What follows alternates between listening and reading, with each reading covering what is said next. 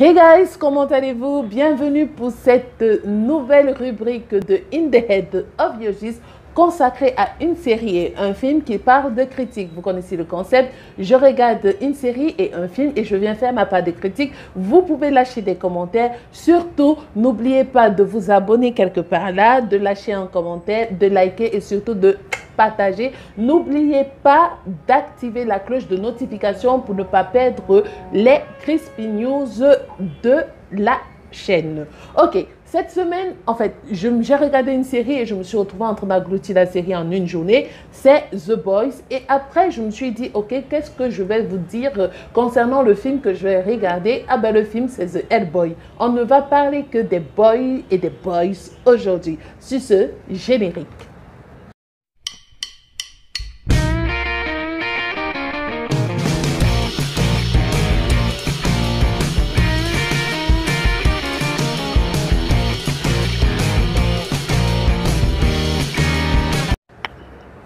Pour ceux qui ne le savent pas, The Boys, c'est un comics, tout comme les Avengers, tout comme Marvel, tout comme DC. The Boys, c'est un comics du très célèbre Garth Ennis qui ne voulait plus faire dans le stéréotype des super-héros extrêmement forts, bien vus, patriotes et tout ça. Il voulait faire des comics sur un monde plus dense, plus noir, et ça a été adapté en série. Alors, le défi était de... C'est un truc qui est sorti il y a plus de 10 ans, mais le défi était de rendre ce comics adapté à notre époque. Et je trouve que sur ce, ça a été un peu très difficile à manier. L'équipe derrière The Preacher, c'est-à-dire Eric Kripke, Evan Goldberg et Seth Rogen, ont repris le flambeau pour nous sortir The Boys. Qu'est-ce qu'il faut dire encore de plus là-dedans? Ils ont choisi de situer l'action du show dans un univers plus proche du nôtre, c'est-à-dire les réseaux sociaux, le fait d'avoir des likes, le fait d'être apprécié de part et d'autre. Et ça a donné certaines conséquences bénéfiques. Tout d'abord, la série autorise, voire rend nécessaire, de retrancher le récit au plus profond de son âme, quoi. Alors, qu'est-ce qu'on se dit? On devient un peu... Ce n'est plus public, mais c'est plutôt familier. La série devient plutôt familière à nos yeux. On inclut les revengeurs, les pipes, les poupes d'OP, OV, ou le goût d'un personnage, ou le personnage qui a une particularité, il adore téter le lait maternel. Donc, c'est un peu dans ce petit univers qu'on se retrouve. Alors, qu'est-ce qu'il faut dire de The Boys, en gros? C'est d'un adoucissement tellement profond. Mais il faut donner les points positifs et il faut donner les points négatifs. Et c'est là où je vais en arriver. Côté budget, ça a été costaud.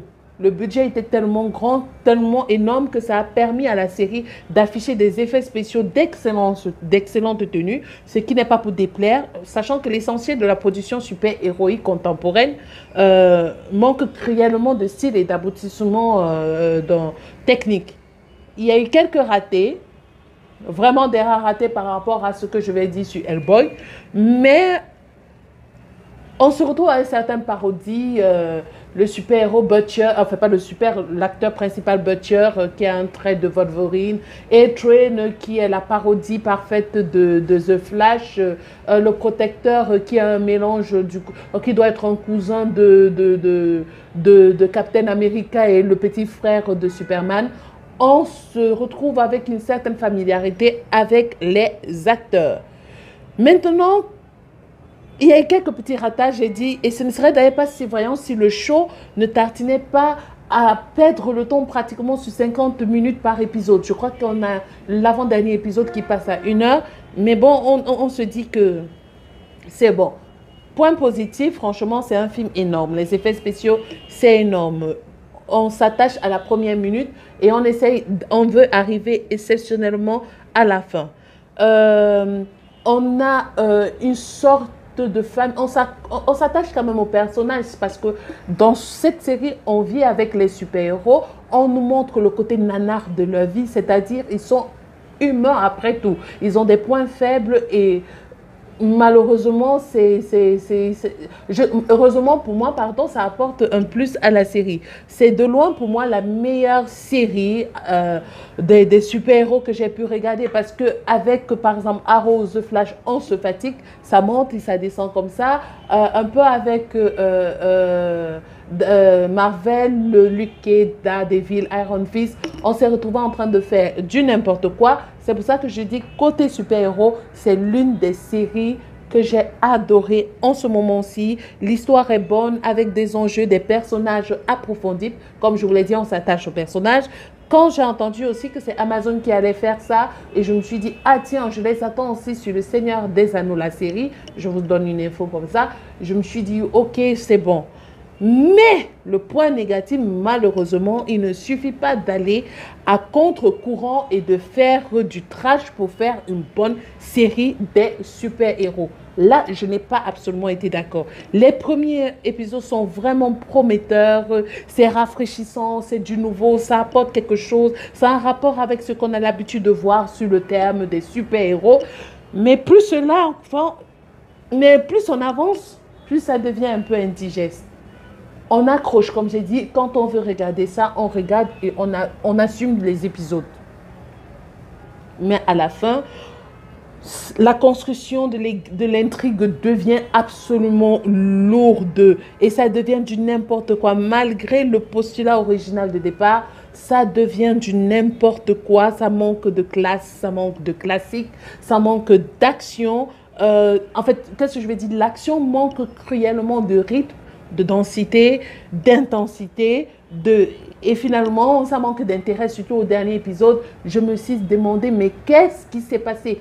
Pourquoi est-ce qu'on a migré à cette fin qui ne justifie absolument rien? Surtout le protecteur qui devient subitement... ah oui, je vais éviter de spoiler. Mais pour ma part, la série a été bien adaptée sur le plan émotionnel, familier, des super-héros. Les costumes, rien à dire. Les effets spéciaux, rien à dire. Mais à la fin, ça devient lourd. Je n'ai plus apprécié.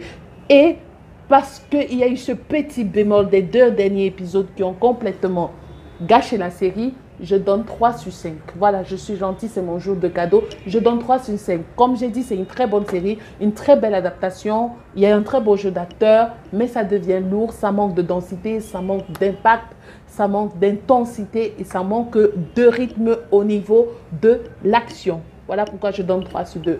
On passe maintenant à la critique du film. Oh. Je vais très bien critiquer ce film et je crois que beaucoup seront d'accord avec moi. Je vais parler de Hellboy. Hellboy qui est un super-héros qu'on a beaucoup aimé dans les comics, qu'on a beaucoup adoré. On a décidé, Guillermo del Toro a décidé de ne pas faire le 3e opus. On se demande pourquoi, mais on a quand même supporté les 2 premiers Hellboy. Alors on décide en 2019 de faire un autre Hellboy. On met Mila Jovovich à l'intérieur. Je me dis là, ça va être intéressant. Et après, je pars voir le film et je me dis pourquoi? Pourquoi est-ce qu'on a fait ça? Je comprends pourquoi ce film a été retiré du box-office. Ce film a été retiré des salles de cinéma. Mais je voulais avoir le cœur net. Je voulais me dire, ok, la société américaine, elle est trop dure. Non, les gens ont très mal critiqué. Mais quand j'ai vu, je me suis dit, c'est pas croyable. N'allez pas voir ce film. N'allez surtout pas voir ce film. Passez votre chemin. On perd 2 heures de temps de notre vie à ne rien faire, à s'énerver, à s'ennuyer et peut-être pour ceux qui étaient à côté de moi, à dormir. N'allez pas voir, n'essayez pas de vous infliger ce film. Je vais m'expliquer, ne vous en faites pas. Ça, c'était la version courte. Alors maintenant, je vous donne la version longue de ce pourquoi il ne faut pas voir Hellboy. Parce que j'ai pris la peine d'écrire. Tout dans le film est méchant, tout dans le film est mauvais, tout dans le film est un désastre. Tout dans le film, c'est du n'importe quoi. Alors, commençons par la direction des acteurs. C'est des acteurs à la ramasse. Oui, Mila Jovovich, c'est une très bonne actrice, mais c'est une actrice à la ramasse, ok? D'accord? Ils sont aux abonnés absents du film. Ils te jouent une scène d'action, tu te demandes si c'était un supplice pour eux. À un moment, tu as l'impression qu'ils se réveillent en se disant, ah tiens, la caméra tourne. L'acteur ne sait pas ce qu'il doit faire et reste raide. Surtout l'acteur principal qui joue Hellboy, il reste raide. Il tue le film en fait. Il tue le film. Maintenant, si je dois regarder l'histoire, ça n'a ni queue ni tête. Franchement, on enchaîne les incongrus, on enchaîne les incompréhensions, les incohérences. Ça part dans tous les sens. On se paye même le luxe d'être tellement prévisible qu'ils se sont sentis obligés de mettre dans une scène une parole d'un acteur disant que « Oh, on va se la faire ce twist ».